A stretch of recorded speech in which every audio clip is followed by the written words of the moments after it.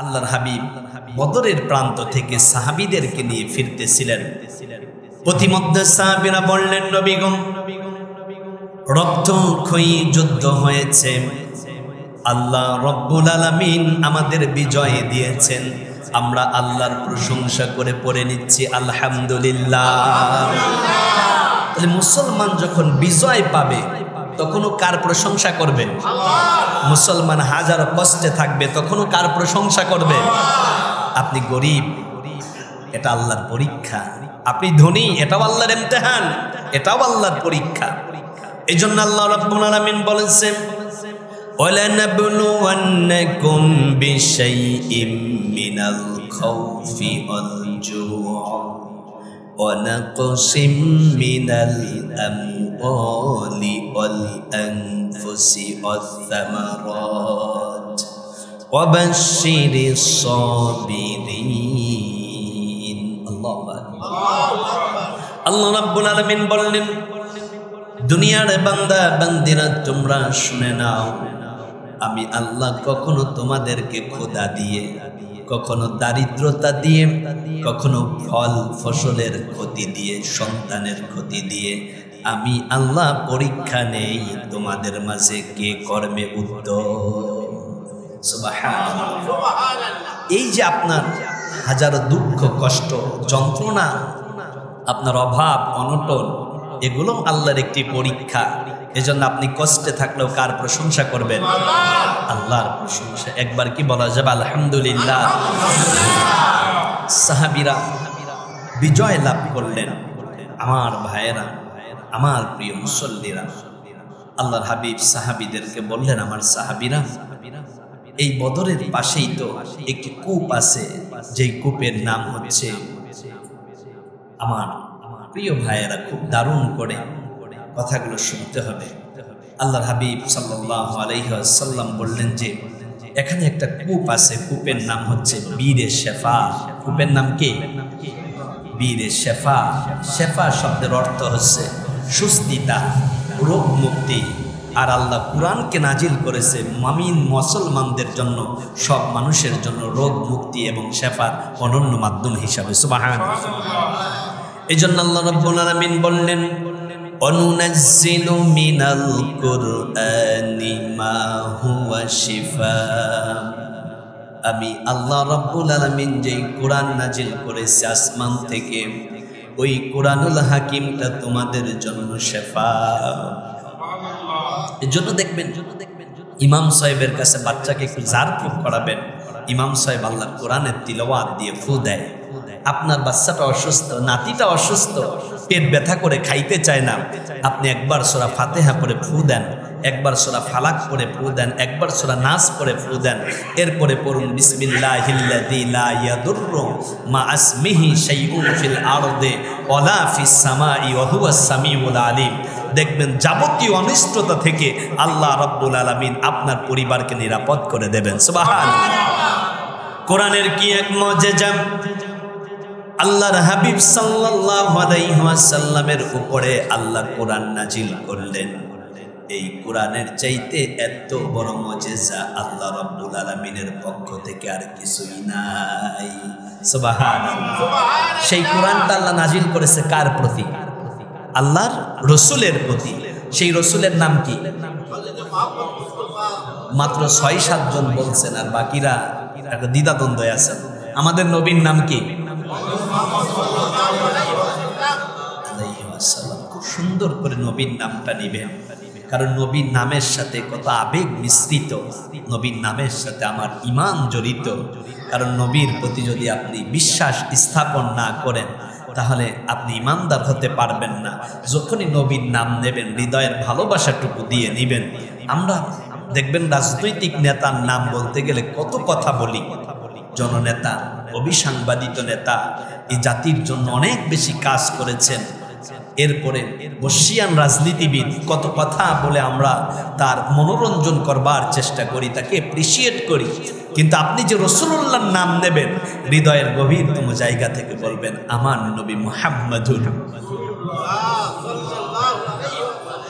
আপনার ভিতরে তো আবেগ কাজ করে না? আপনি রাসূলকে নিয়ে ভাবুন, রসুলকে নিয়ে বুঝুন, রসুলকে নিয়ে চিন্তা করুন।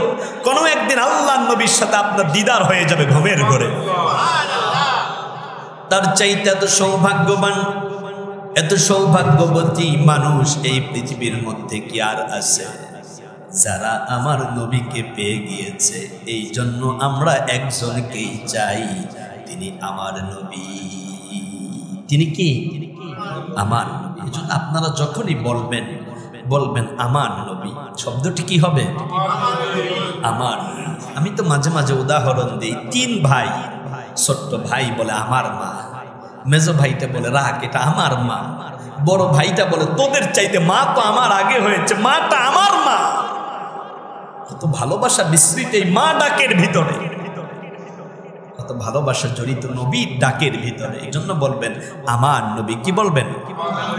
আমার নবী ডেকে বললেন সাহাবীরা রে, ওই যে বীরের শেফা দেখা যায়, ওই কূপ থেকে 70 জন নবী পানি পান করেছে।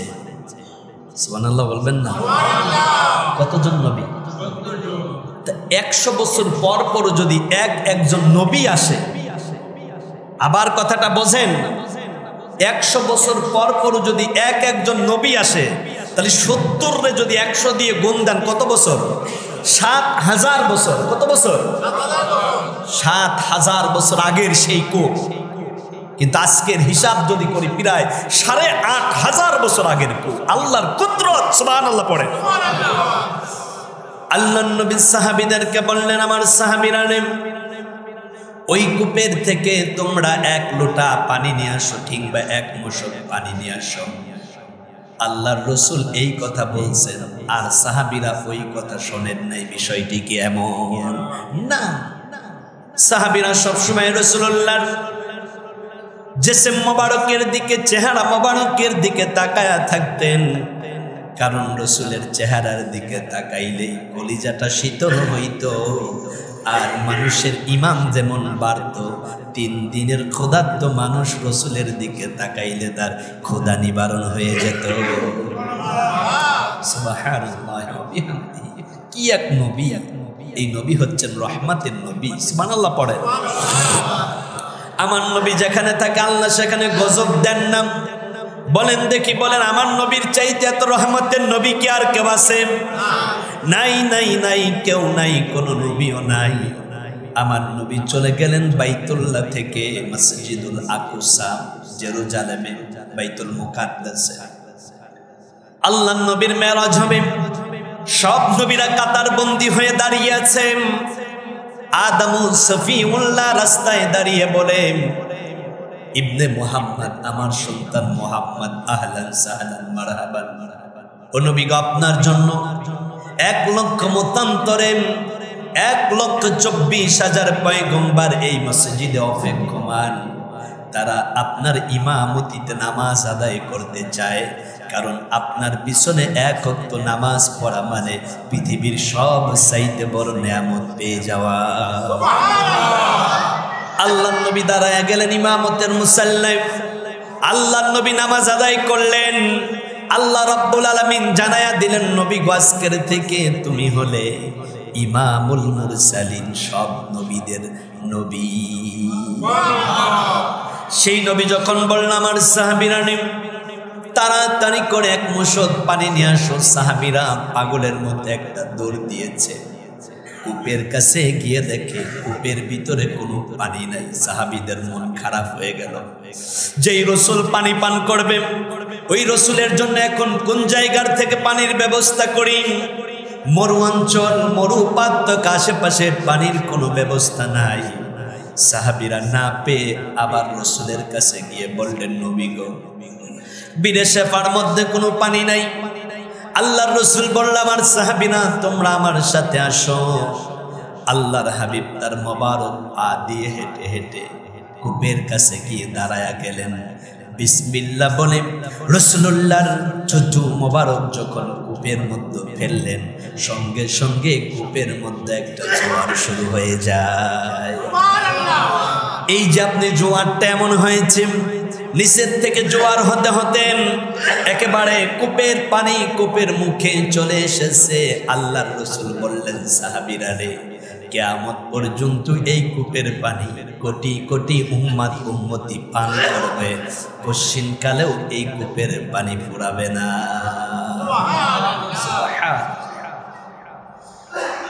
এই বদরের প্রান্তে হাজী সাহেবরা যখন যায়, বীরে শেফা এই কূপের কাছে যখন দাঁড়ায়, আমি অনেকবার দাঁড়িয়েছি, যতবার এই কূপের কাছে আমি দাঁড়িয়েছি ততবার আল্লাহর নবীজির চেহারা মোবারক চোখের সামনে ভেসে উঠেছে। আল্লাহর নবী মনে হচ্ছিল এইভাবে তার থুতু মোবারক কূপের মধ্য দিয়ে দিচ্ছে, আর মনে হচ্ছে যেন কূপের পানি একেবারে কূপের কাছে এসে যাচ্ছে। ওই দৃশ্যটা যে যত বেশি ভাবে, নবীর মোহাব্বত তার কলিজার মধ্যে তত বেশি গেঁথে যায়। এজন্য মক্কা মদিনাতে না গেলে আপনি বসবেন না। আমার মুসল্লি ভাইয়েরা, সামর্থ্য আছে, আপনি হজ করে ফেলুন। আপনার হজের সামর্থ্য নাই, আপনার বালা মুসিবত দারিদ্রতা অভাব অনটন মুক্তির জন্য আপনি যদি উমরা করতে পারেন, আল্লাহ রব্বুল আলামিন আপনার অভাব অনটনকে দূর করে দেয়। এজন্য আল্লাহর ঘর বাইতুল্লাহ দেখার পরে প্রথম দোয়াটা কবুল হয়। কি হয়? আচ্ছা, আমি একজনকে একটু প্রশ্ন করি, আপনি যদি কোনোদিন বাইতুল্লাহ যান, আল্লাহর ঘর বাইতুল্লাহ দেখার পরে প্রথম কি দোয়াটা করবেন?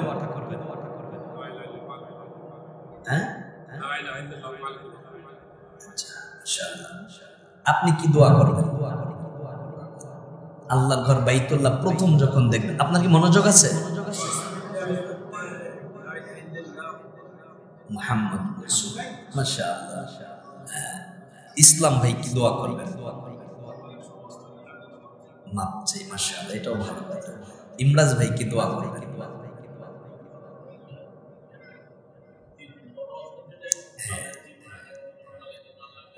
বেহেশত, মাশাআল্লাহ, বড় হজের তৌফিক দেয়। এক একজনের এক এক চিন্তাধারা। তবে আমি আপনাদেরকে, যেহেতু প্রথম দোয়াটাই কবুল হয়, প্রথম দোয়াটা কি হয়? কবুল হয়। এর মধ্যে কোনো সন্দেহ আছে? কোনো সন্দেহ আছে? নাই। তাহলে আপনারা কাগজ কলমে লিখে নেন, আল্লাহর ঘর বাইতুল্লাহ প্রথম যখনই দেখবেন তখন আল্লাহর কাছে দোয়া করবেন, আল্লাহ আমি যতদিন তোমার ঘর বাইতুল্লাহ থাকি, আমি যতগুলো দোয়া করব ততগুলো দোয়া তুমি কবুল করবা। সুবহানাল্লাহ বলা যাবে? এর চাইতে বড় টেকনিকে দোয়া কি আর আছে? আপনি যদি বলেন যে আল্লাহ আমার আব্বাকে মাফ করে দেন, ওই দোয়াটাই কবুল হবে। পরবর্তী দোয়াগুলো কবুল হবে কিনা আপনি জানেন না, কিন্তু যেহেতু প্রথম দোয়াটাই কবুল হয়, আপনি বলবেন আল্লাহ আমি মক্কা মদিনায় যতদিন থাকবো যতগুলো দোয়া করবা আল্লাহ ততগুলো দোয়াই কবুল করবা। তার মানে প্রথম যে দোয়াটা করবেন ওইটাই আল্লাহ অ্যাকসেপ্ট করবে। আল্লাহ, জুমা পূর্ববর্তী সময়ে তোমার কাছে আবেদন করছি, আমার মুসল্লি ভাইদেরকে মক্কা মদিনার মুসাফির বানায়া দাও। জোরে পড়ুন আমিন। আল্লাহর হাবিব সাল্লাল্লাহু আলাইহি ওয়াসাল্লাম সাহাবীদেরকে বললেন, আমার সাহাবীরা রে, এই কূপটা একটু আগেও ছিল মৃত, এখন হয়েছে জীবিত। কিয়ামত পর্যন্ত এই কূপের পানি যারা পান করবে, আল্লাহ রব্বুল আলামিন তাদের রোগ বিপদ আপদ থেকে নিরাপদ করে দিবে। এই জন্য যখন মদিনাতে যাবেন বন্ধুগণ, 4 জন 5 জন হাজি মিলে একটা ট্যাক্সি নিয়ে চলে যান বদরের প্রান্তে। আল্লাহ নবীর সাহাবীরা ওই জায়গাতে শহীদ হয়েছে।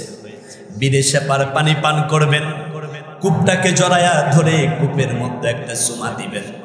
কারণ যখন কেউ কোনো জায়গায় থুতু ফেলে, তার থুতুর কিছু অণু চারিদিকে ছড়িয়ে পড়ে।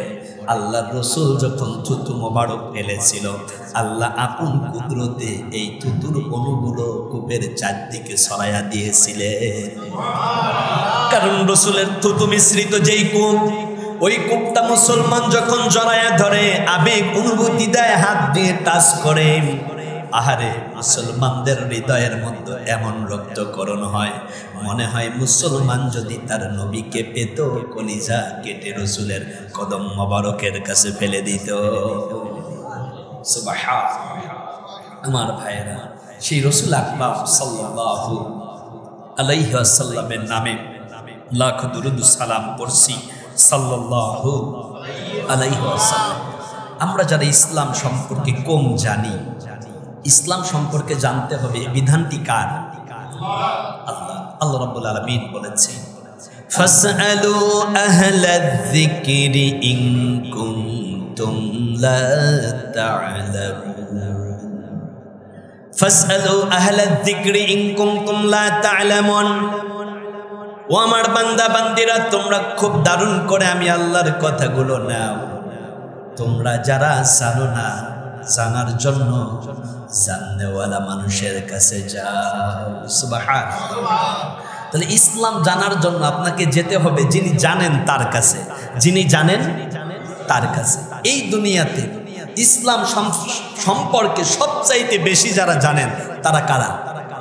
আলেমরা। স্বাভাবিকভাবে আলেমদেরকেই আমরা চিনি। তবে হ্যাঁ, আলেম ছাড়াও যিনি মাদ্রাসায় পড়ালেখা করেন নাই, একাডেমিক মাদ্রাসার কোয়ালিফিকেশন নাই, এছাড়াও জেনারেলাইজড শিক্ষিত যারা, এদের মধ্য থেকে অনেক ভাইয়েরা আছেন যারা কোরআন হাদিস থেকে গবেষণা করে করে কোরআনের অনেক নিগূঢ় তথ্য জানেন। আল্লাহর কোরআনের ভাষায় তারাও জ্ঞানী, তারাও আলেম। সুবহানাল্লাহ। যিনি জানেন তার কাছে যাবেন। তবে হ্যাঁ, জানার পরে আমার ভিতরে যেন অহংকারের বহিঃপ্রকাশ না পায়। 2015 সালে ইউটিউবে আমার একটা আলোচনা পাবলিশড হয়েছিল। ওই জায়গা শুরুটা করেছিলাম বালাগাল উলা বি কামালিহি দিয়ে। এটা হাদিস না, কোরআনের আয়াত না। এটা আল্লামা শেখ সাদী রাহমাতুল্লাহি আলাইহি নবীর শানে লিখেছেন একটা কবিতা। আল্লাহর রসুলের সৌন্দর্য নিয়ে, আল্লাহর রসুলের কামালিয়াত নিয়ে তিনি লিখেছেন। এইটা আমরা যখন পড়ি তখন রসুলের প্রতি আমাদের মায়া আরো বেড়ে যায়। একজন নিচে কমেন্ট করছে, হুজুর ওয়াজ তো করলেন ভালো, কিন্তু শুরু করলেন তো বেদাত দিয়ে। কি দিয়ে? বেদাত দিয়ে। বেদাত কাকে বলে? ইসলামের ভিতরে নতুন কিছু আবিষ্কার করার নাম হচ্ছে বেদাত। ইসলামের ভিতরে নতুন কিছু আবিষ্কার করার নাম হচ্ছে বেদাত। কিন্তু ইসলাম মানার জন্য যদি আমার কিছু প্রয়োজন হয়, সেইটা আপনি করবেন, ওইটা হচ্ছে বেদাতে সাইয়া, বেদাতে হাসানা, সবচেয়ে উত্তম বেদাত। কারণ এইটার মাধ্যমে ইসলামকে আপনি দারুণ করে মানতে পারেন। যেমন নামাজ পড়বেন, এসিটা ছেড়ে দিলে আপনার শরীরটা খুব একেবারে এত বেশি ভালো লাগে, ইবাদত করতে আপনার একেবারে খুব চমৎকার একটি পরিবেশ তৈরি হয়। ঠিক কিনা কর? ঠিক এই মুহূর্তে যদি কেউ বলেন যে রসুলের যুগেতে এসি ছিল না, তাহলে এখন এসি আছে, এইটা বেদাত। কি হিসাব, তাই না? কিন্তু না, এইটা বেদাত না, এটা ইসলামের কল্যাণে আপনি কাজে লাগিয়েছেন, যার কারণে মুসলমান স্বাচ্ছন্দ্যে আল্লাহর ইবাদত করতে পারে। সুবহানাল্লাহ। নিচে আবার আর একজন কমেন্ট করে দিয়েছেন, তুমি যেই কমেন্টটা হুজুরের আলোচনার বিপক্ষে করলে, তার মানে তুমি সব জানতা শমশের, মানে সব জানতা শমশের মানে তুমি সব জানো। আমাদের সমাজে এরকম কিছু লোক আছে না, কেন জানি মনে হয় যে নিজেই সব জানি আর অন্যরা কিছু বোঝে না। না, এই চিন্তাটাই করবেন না। আল্লাহ আপনাকে কতটুকু এলেম দিয়েছে, আপনি এলেমের বাহাদুরি করেন। আমি বক্তাগিরির বাহাদুরি করি, আমি খতিবগিরির বাহাদুরি করি। আল্লাহ যদি চায় আবু বকর আর 1 সেকেন্ড খতিবগিরির সুযোগ তোমার রাখবো না। যেই আল্লাহ আমাকে দিয়ে খতিবের মসনদে বসিয়ে দিয়েছেন 1 সেকেন্ডের মধ্যে, ওই আল্লাহ চাইলে কিনা মায়া দিতে পারেন কিনা? ক্ষমতা আল্লাহর আছে।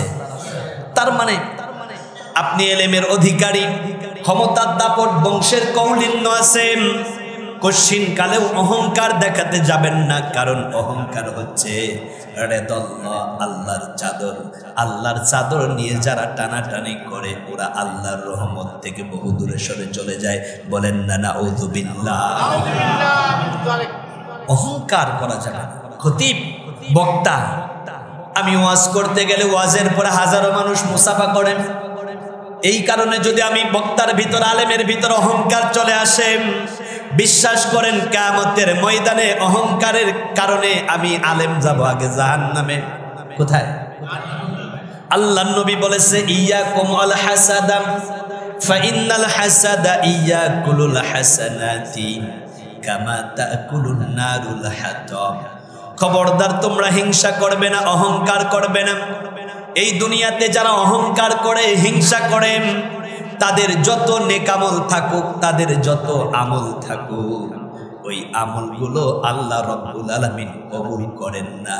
শুকনা কাঠের ভিতরে আগুন দিয়ে জ্বালায়া দিলে যেমন সব কাঠ পাটকাঠিগুলো পুড়ে ছাই হয়ে যায়, অহংকারের কারণে, হিংসার কারণে তার জিন্দেগির সব আমলগুলো পুড়ে ছাই হয়ে যায়। বলেন না নাউযুবিল্লাহ।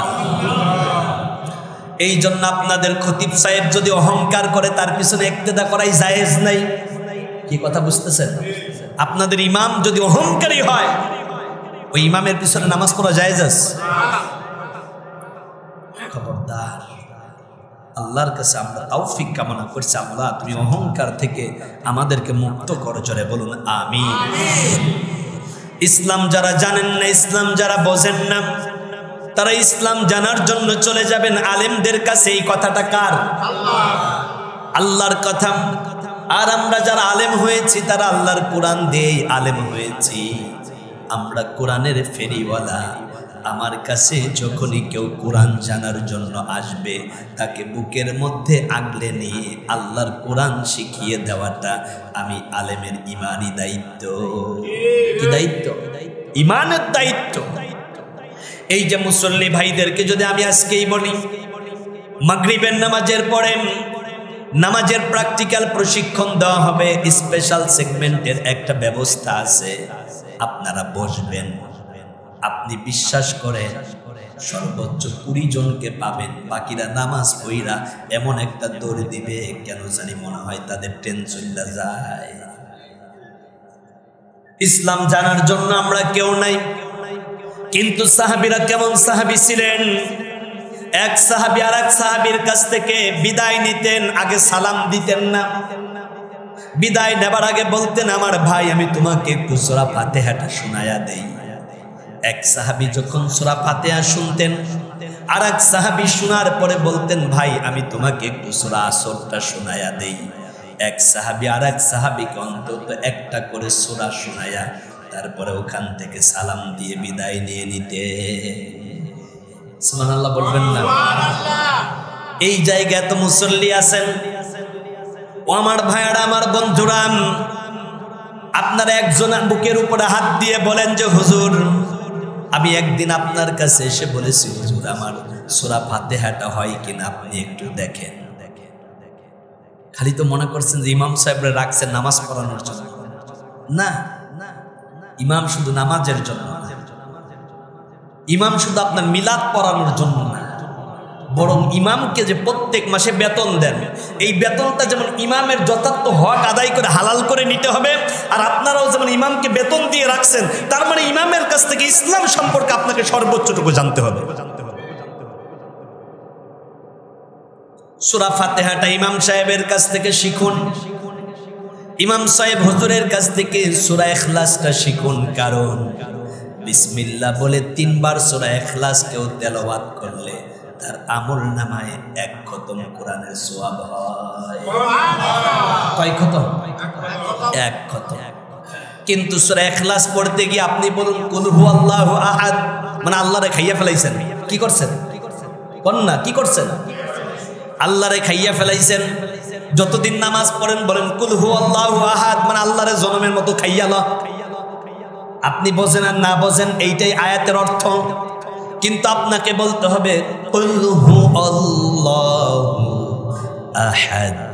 নবী আপনি বলুন আল্লাহ এক। আল্লাহ কি? আল্লাহ কি? আল্লাহ কয়জন? হিন্দুরা 36,000 দেবদেবীর পূজা করে, আর মুসলমানেরা করে কয়জনের? একজনের। একটু আওয়াজ দিয়ে বলুন সেই একজনের নাম কি? আল্লাহু আকবার। আপনাদের এই অপিনিয়ন, আপনাদের ফিডব্যাক আমার কলিজায় স্পর্শিত হয়েছে। কারণ যখন মোমেন আল্লাহর নাম নেয়, কারণ আল্লাহর নামটা তার হৃদয়ের সাথে সম্পর্কিত। সুবহানাল্লাহ পড়েন। এই যে আমার বন্ধুরা, আমার ভাইয়েরা, যখন আপনি একবার আল্লাহকে আল্লাহ বলে ডাকেন, আল্লাহ রব্বুল আলামিন তার আরশে আজিম থেকে ফেরেশতাদেরকে নিয়ে বলে, আমার ফেরেশতারা রে, আমার বান্দারা কেন আমি আল্লাহকে আল্লাহ বলে ডাকে? ফেরেশতারা বলে, আল্লাহ তাআলা তোমার বান্দারা তো জিন্দেগির গুনাহগুলো মাপ চায়, জুমার নামাজ 1:30 12:30টায় তোমার বান্দারা তোমার ঘর মসজিদে হাজিরা দিয়ে দেয়। আল্লাহ ডেকে বলে, আমার ফেরেশতারা তোরাই তো আমার বান্দা বানানো নিষেধ করেছিলি, আজকে তাকায়া দেখ বাইতুল আমানে বসে আমার বান্দারা যখন আমি আল্লাহকে ডাকে, আমি আল্লাহ রব্বুল আলামিন আমার বান্দার জিন্দেগির গুনাহ মাফ না করে পারি না। এই জন্য জুমার নামাজে যখন দান করবেন তখন দোয়া করবেন। কি করবেন?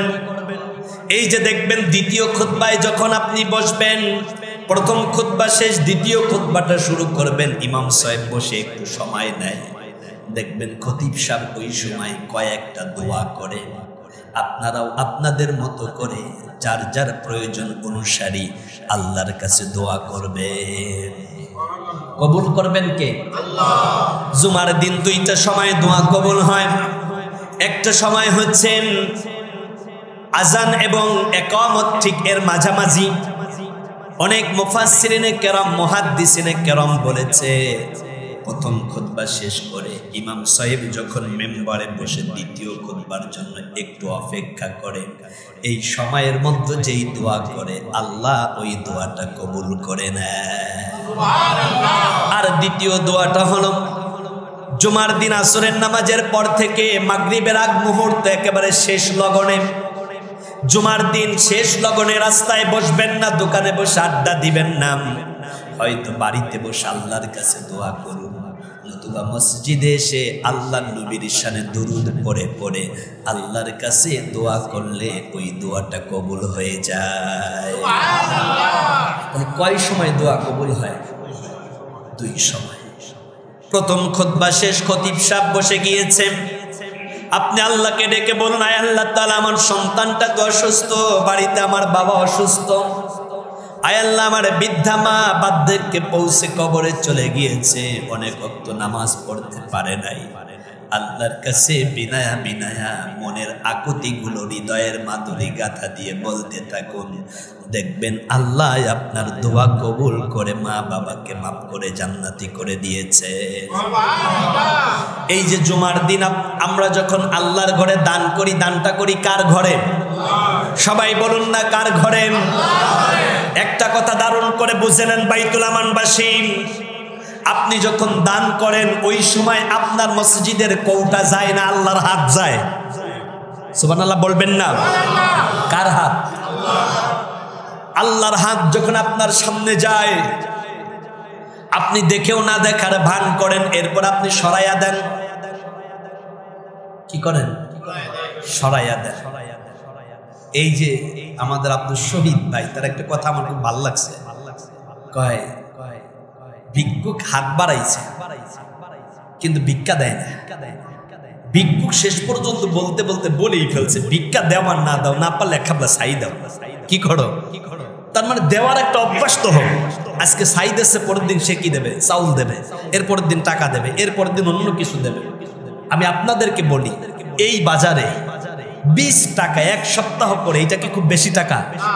কারণ 20 টাকা আপনার বাচ্চা নার্সারিতে পড়ে, ওরে যদি 20 টাকার একটা নোট আপনি দেন, যেটা মাদ্রাসায় গিয়ে বা স্কুলে গিয়ে খরচ করবা, ও দেখবেন যে 3 জারি দিয়ে বলবে, আমার বন্ধুরা 100 টাকার একটা নোট নিয়ে আসে, তুমি এত খয়রাতে আমার মাত্র 20 টাকার একটা নোট দিলে। আপনার পেলের বাচ্চা 20 টাকা নিয়ে স্কুলে যাইতে চায় না, আর আপনি আল্লাহর ঘর মসজিদে এখন 2 টাকা 5 টাকা সিরা নোট দেন, আপনার লজ্জা হওয়া দরকার, ঠিক কিনা কম? আল্লাহর হাতের মধ্যে আপনি দিচ্ছেন। কার হাতের মধ্যে? অনেক সময় দেখা যায় সিরা টাকাটা চালাইতেই পারে না, এটা কৌটার মধ্যে দেন। খবরদার করবেন না, আস্তাগফিরুল্লাহ। আল্লাহর হাত যখন আগায়া দিয়েছেন, সরাসরি আপনি যখন দান করেন তখন আল্লাহর হাতের ভিতরে গিয়ে পড়ে। ও মুসল্লি ভাইরা, আমার বন্ধুরা, কশ্চিন কালেও আজকের থেকে সিরা টাকা, ময়লা টাকা, কাটা টাকা, নোংরা টাকা আল্লাহর ঘরে দেবেন না, সব চাইতে ভালোটা দেবে। কি করবেন? আপনার পকেটের মধ্যে আছে 1000 টাকার একটা নোট, 500 টাকার একটা নোট, 100 টাকার একটা নোট, 50 টাকার একটা নোট। আপনার সামর্থ্য আছে 50 টাকা দেওয়ার, আপনি 50 টাকাটাই আল্লাহর ঘরে দেন। আপনার সামর্থ্য আছে 100 দেবার, আপনি 100 দিয়ে দেন। আপনার সামর্থ্য আছে 20 টাকা, আপনি 20 টাকাই দিয়ে দেন। কিন্তু কোশ্চিন কালেও আপনি দান বাক্সটা খালি ফিরাইবেন না, কারণ আপনি যদি আল্লাহর ঘর মসজিদের দান বাক্সটা খালি না ফেরান, আল্লাহ আপনাকে কোনোদিন খালি ফিরাইবে না। সুবহানাল্লাহ। এইবার একটা সমীকরণ নেন, 1 বছরে 52 সপ্তাহ, কত সপ্তাহ?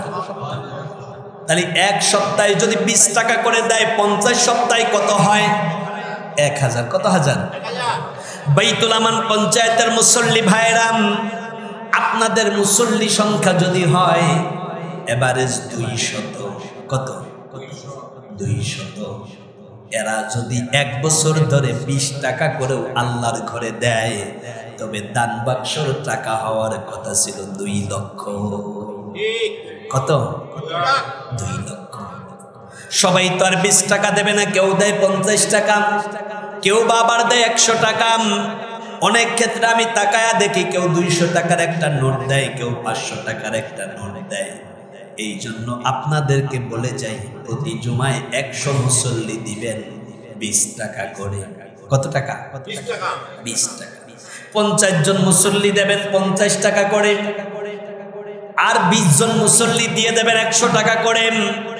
দেখবেন প্রত্যেক জুমায় যদি 4000 টাকা করে আপনার দান বাক্স উঠে যায়, তাহলে আপনি দেখবেন হিউজ পরিমাণ একটা টাকা বছর শেষে আপনার কৌটার টাকায় মসজিদের ফান্ডে জমা হয়ে যায়। এটা কি আপনি মসজিদের ফান্ডে দিচ্ছেন না আল্লাহর হাতে দিচ্ছেন? আল্লাহর হাতে। তাহলে আজকের থেকে দান বাক্স যাবার পরে দান বাক্সটা দেখেও না দেখার ভান করব, খালি ফিরাইয়া দেব, এই মন মানসিকতা কি লালন করব না। যতটুকু পারেন ততটুকু আল্লাহকে দেবেন, কারণ বান্দা যখন দোয়া করে তখন বান্দার দোয়াটা আল্লাহর দরবারে কবুল হয়ে যায়। আমি যে জায়গায় কথা বলতেছিলাম আমার বন্ধুগণ, আল্লাহ রাব্বুল আলামিন বললেন, কুল হাল ইয়াসতাউইল্লাযীনা ইয়া'লামুনা ওয়াল্লাযীনা লা ইয়া'লামুন। এই দুনিয়াতে যারা জানে আর যারা জানে না, তারা কোশ্চিন কালেও এক হয় না। তাহলে যারা জানে তাদের কাছে আমাদের যাবার দরকার আছে না নাই? আছে। সবচাইতে বেশি জানে কারা? আলেম। তাহলে দিন শেখার জন্য, ইসলাম বোঝার জন্য আপনি যাবেন কাদের কাছে? আমি আপনাকে বলতেছি না আমার মতো ছোট্ট আলেমের কাছে আসবেন। আমার চাইতে অনেক ভালো যারা জানে, আমার চাইতে অনেক ভালো যারা বোঝেন, তাদের কাছ থেকে আপনি দিন বুঝবেন, ইসলাম শিখবেন। এটা আপনার জন্য ফরজ। এটা কি? আপনার জন্য ফরজ। আল্লাহ রাব্বুল আলামিন আবার বললেন, ইয়ারফাইল্লাহুল্লাযীনা আমানু মিনকুম ওয়াল্লাযীনা উতুল ইলমা দারাজাত।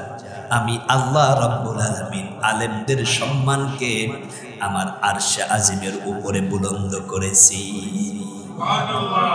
খালি অল্প সময়ের মধ্যে আলেমদের সম্মানের ব্যাপারে কিছু কথা শুনে যান।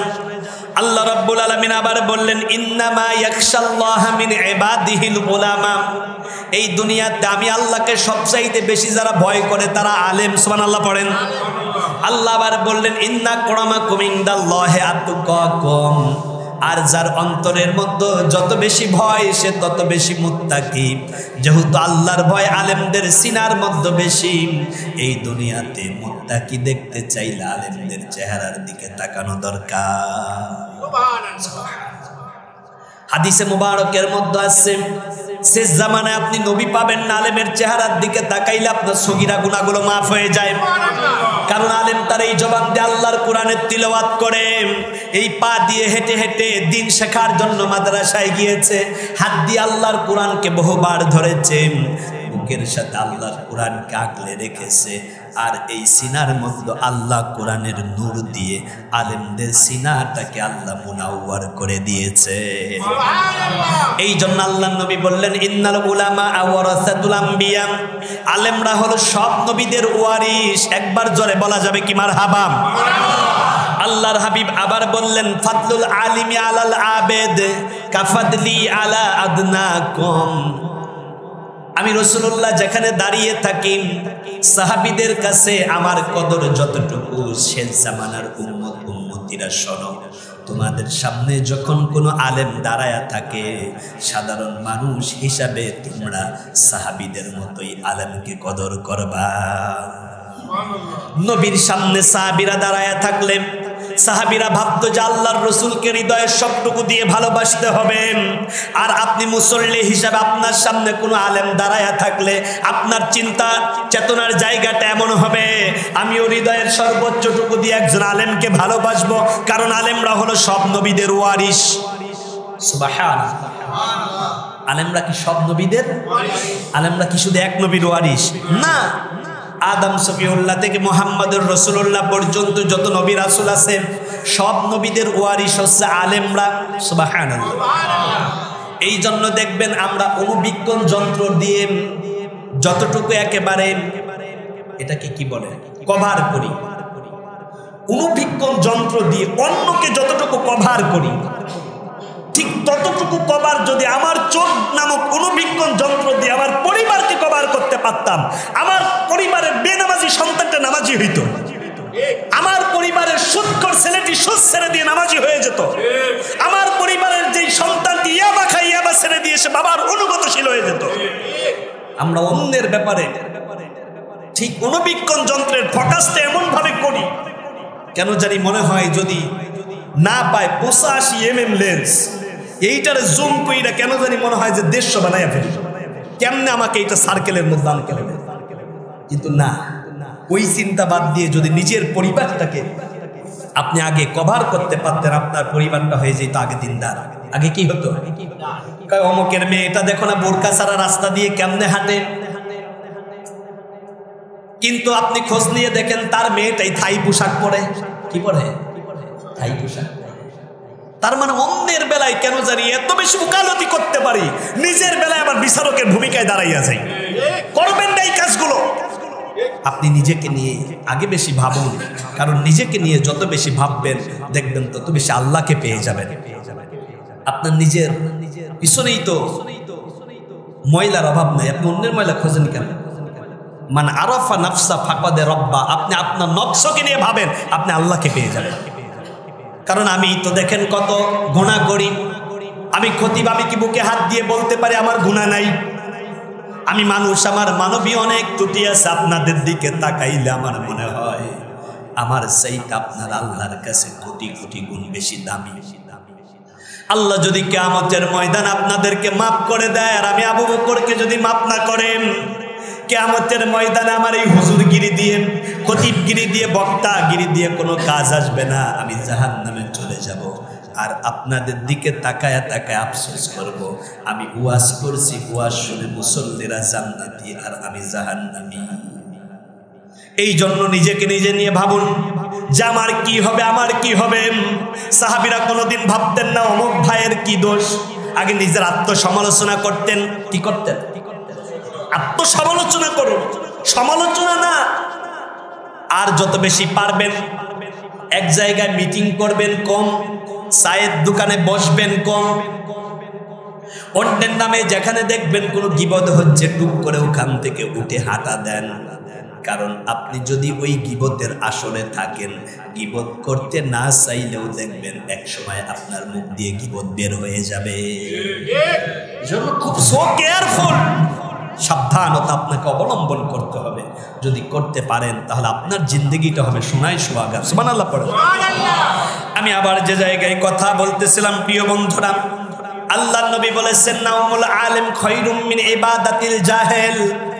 একজন আলেম যদি নফল নামাজের ওয়াক্তে যদি ঘুমায়া থাকে আর কেউ যদি তাহাজ্জুদ পড়ে, আল্লাহর কাছে ওই আবেদের নফল ইবাদতের চাইতে আলেমের গুণটাই বেশি দামি। এইবার আমি যদি একজনকে বলি আপনি ঘুমের দোয়াটা বলেন, হুজুর সেই কথা বলেন, জীবন ধইরা তো ঘুমের দোয়া ছাড়াই ঘুমাইলাম কিন্তু ঘুম আসে না, এরকম নজিরই তো নাই। এক বেটায় মোল্লা কি করে, স্বাভাবিকভাবেই সে জানাজার নামাজের যে দোয়া আছে একেবারে শেষ প্রান্তে চলে এসেছে। প্রিয় ভাইয়েরা, এই জানাজার নামাজের দোয়াটা ঠিক মতো পারে না, পারে মোটামুটি জোরাতালি দিয়ে। স্বাভাবিক আপনি একটা বিষয় খেয়াল করেন, একজন আলেমের সূরা ফাতিহার তিলাওয়াত আর একজন গৈর আলেম সাধারণ মানুষ তার তিলাওয়াত কি এক? না, কারণ একজন আলেমের তিলাওয়াতের মধ্যে অনেক বেশি শুদ্ধতা এবং মরার আগ পর্যন্ত সে আরো শুদ্ধ করার জন্য চেষ্টা করে। কিন্তু আমরা অনেক ক্ষেত্রে যেমন শিখছি এইটাকে অনেক বড় মনে করি যে আমি অনেক বেশি জেনে ফেলেছি। খবরদার এই চিন্তা করবেন না, এইটা আমিও ভাবি না, কি করি না। মাঝে মাঝে আমি যখন দুসারির তিলাওয়াত শুনি, বাইতুল্লাহর ইমাম বান্দার বালিলার তিলাওয়াত শুনি, আর চোখের পানি ফেলে ফেলে কান্দি। দেখবেন নামাজের আগে, মাগরিবের ওয়াক্তের আগে আমি ওই জায়গায় বসে অনেক কাবার ইমামদের তিলাওয়াত শুনি আর কান্দি, চোখের পানি ফেলে। আহার আল্লাহ, তাদের তিলাওয়াত গুলো এত সুন্দর, আল্লাহ তুমি তাদেরকে এত কবুল করেছ, আল্লাহ তাদের তিলাওয়াত শুনলে কলিজা দিয়ে পানি বের হয়ে যায়। আল্লাহ আমাদের তিলাওয়াত গুলো সুন্দর করে দাও। কিন্তু আমরা সুন্দরের পিছনে নাই, যতটুকু জানি ততটুকু নিয়ে অহংকার করি। কি করি? খবরদার করবেন না। আপনি আরো জানার চেষ্টা করেন। ইমাম সাহেব যখন কোরআনের তিলাওয়াত করে, আপনি কোরআনটা শ্রবণ করেন, কি করবেন? ফাসতামিউ লাহু ওয়া আনসিতু লাআল্লাকুম তুরহামুন। আপনি আলেমের তিলাওয়াতটা যখন শুনবেন, চুপচাপ শোনার পরে আল্লাহর রহমত আপনার উপরে নাজিল হবে। এই জন্য ইমাম সাহেব তিলাওয়াত করে, কারো চিন্তা থাকে ঘড়িতে সময়টা বাইরে গেল।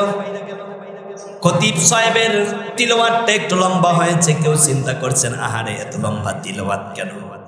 একটা বিষয় আমি আপনাদেরকে বলে যাই, একজন খতিব হিসাবে দূরদর্শিতার পরিচয় যদি খতিব দিতে না পারে, ওই খতিবের খতিবগিরি করাও জায়েজ নাই। কারণ বুঝতে হবে, আমার অনেক মুসল্লিরা এখানে মাজুর, অনেক মুসল্লিদের ব্যস্ততা থাকতে পারেন, অনেক মুসল্লিরা আবার নামাজ শেষ করে কাজে যাবেন। এইটা চিন্তা করেই খতিবের নামাজে দাঁড়াতে হবে। কিন্তু এরপরেও দেখা গিয়েছে খতিব সাহেব তিলাওয়াত শুরু করেছে সূরা মুদাসসির থেকে, কুল্লু নাফসিন বিমা কাসাবাত রহিনা ইল্লা আসহাবাল ইয়ামিন। এতটুকু বলে খতিব সাহেব যদি রুকুতে চলে যেত তাহলে এখানে বৈধতা ছিল। কিন্তু খতিব সাহেব পরের আয়াতের অর্থ বোঝে। এইবার দেখছে আহারে আল্লাহ পরের আয়াতের মধ্যে কি বলেছে, ফি জান্নাতি ইয়াতাসাআলুন। জান্নাতীরা আনিল মুজরিমিন, অপরাধীদেরকে প্রশ্ন করবে, মা সালাকাকুম ফি সাকর, তোমরা কেন জাহান্নামের ভিতরে আসছো? তখন তারা বলবে, ক্বালু লাম নাকু মিনাল মুসাল্লিন, এই দুনিয়ায় নামাজ পড়ি নাই, এই জন্য আমরা জাহান্নামে আসছি। খতিব সাহেব যখন এতটুকু পর্যন্ত তেলাওয়াত করে, খতিব সাহেব রুকুতে যেতে পারে না, কারণ এই আয়াতের সাথে পরের আরো 4টি আয়াতের সম্পর্ক আছে। কি আছে? অর্থের দিকে মিল রেখে এরপর আপনাকে রুকুতে যেতে হবে। কোরআন তেলাওয়াত করতে গিয়ে অর্থের দিকে মিল রেখে যেই খতিব রুকুতে যাইতে পারে না, তার খতিবগিরি জায়েজ নাই। তা আপনি বুঝবেন না, যারা আলেম তারা ভালো বোঝে। ঠিক যখন দেখবেন এই আয়াত চলে আসে আবেগ, অনুভূতি আর ভালোবাসায়, অর্থের মিল রেখে খতিব কোন ওয়াক্তে যখন রুকুতে যাবে, ওই ওয়াক্তে দেখা যায় প্রথম রাকাতে 1 মিনিট লেট হয়ে গেছে। এরকম মাঝে মাঝে হতেই পারে। আবার কখনো খতিবের তিলাওয়াতে অনেক আবেগ লেগে গিয়েছে, খতিবের তিলাওয়াতটা তখন এক ওয়াক্তে এত বেশি মজা লেগে গিয়েছে, তখন সে আরেকটু তিলাওয়াত করতে চায়। এইটা তো কন্টিনিউ হয় না, এইটা আবেগ ভালোবাসা। আবার কখনো অর্থের দিকে তাকায়া একটু লম্বা হয়ে যায়, এইটাও কিন্তু কোরআনের সিফত, কোরআনের নূর এবং কোরআনের মুজিজা। সুবহানাল্লাহ। সার্বিক দিক থেকে খেয়াল রেখে আমাদের জীবনকে পরিচালিত করতে হবে ইনশাআল্লাহ। সম্মানিত মুসল্লি ভাইয়েরা, আমরা প্রতি জুমায় 1:20 ভিতরেই আমাদের বক্তব্য শেষ করবার চেষ্টা করব। এই জন্য আপনারা আগে ভাগে আল্লাহর ঘর মসজিদে আসবেন।